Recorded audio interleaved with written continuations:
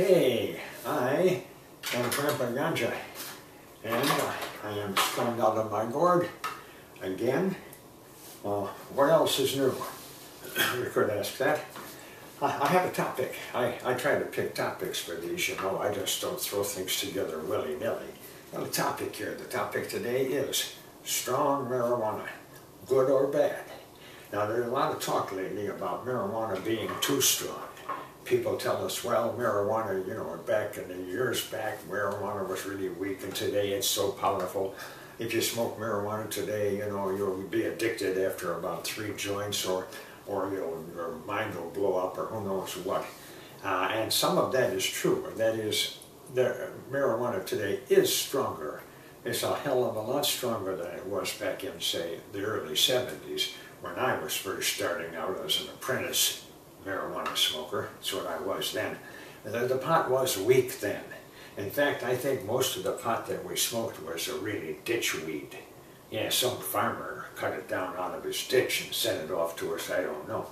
I know this, most of the pot we smoked was a lot of seeds and stems. That's what you usually got when you bought pot back in that day, you know. They tell you this, because, you know, today you don't see a lot of seeds in pot. They didn't do that much anymore, but then we did. But, you know, seeds can be dangerous, because marijuana seeds, when put under heat, it can explode. They blow right up and pop out and get on your shirt and blow holes.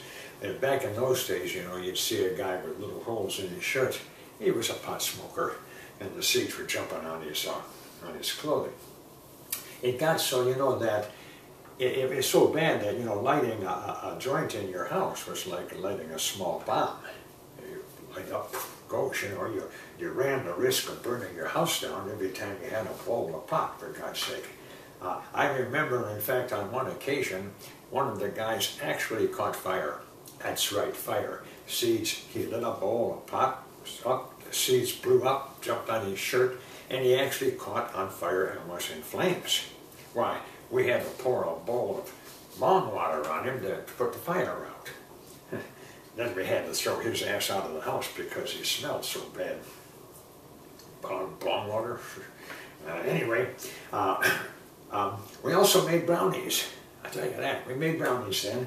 But I told you, weak pot, let me tell you, I remember the exact recipe for brownies in the early 1970s. It was this: a ½ a pound of pot per each package of brownie mix. Now, and by the way, that served one. You had to eat the whole damn tray of brownies all by yourself to get high.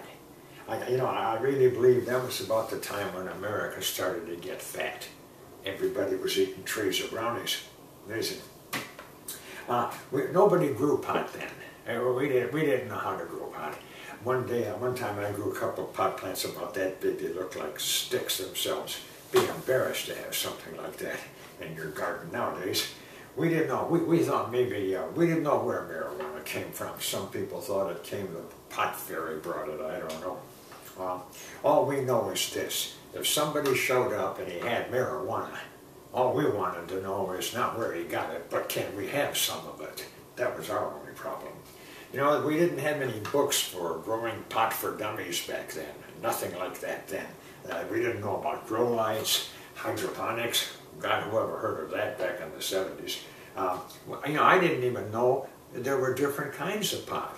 I just thought marijuana is marijuana. It was always brown and looked like a lot of stems and seeds. That's what I thought. We also never used the word bud. I didn't. We didn't know anything about bud. I never saw a marijuana bud. I didn't see those till we got, actually, till I came out to California 20 years ago and first ran into the things. We just smoked stems and leaves and twigs and God knows what else. Things were getting better, though. I got some notes here, because you think Grandpa Ganja's just, you know, phoning this in. Well, I guess I am, kind of. Anyway, we started getting better pot from Mexico in the early 70s, but the feds found out about it, pissed them off, so they went down there and sprayed the whole damn country with paraquat.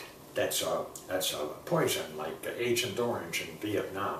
They killed every plant in Mexico, I think, and also a lot of Mexicans, from what I hear. Anyway, we fooled the bastards because we smoked the Mexican pot, poison and all, and we got so stoned, we went out and ended the Vietnam War. Now how's that for a bunch of old stoners who are supposed to be going to hell and back? I don't know. Question resolved. Is strong marijuana good or bad? I say absolutely good. Why, you know, the stronger the better. You can't get too stoned on pot. I've never seen a guy that people would say, that guy over there is too stoned on pot. It's not possible. You just can't do it. So I say this, scorn the critics. The hell with those people. What do those assholes know anyway? They don't know what they're talking. They wouldn't know marijuana from marmalade. Listen, just light up a fat doobie and sit back and join Grandpa Ganja on a trip into the new and distant lands. Meantime, I'm going to take a trip right now out into the kitchen and get some more coffee.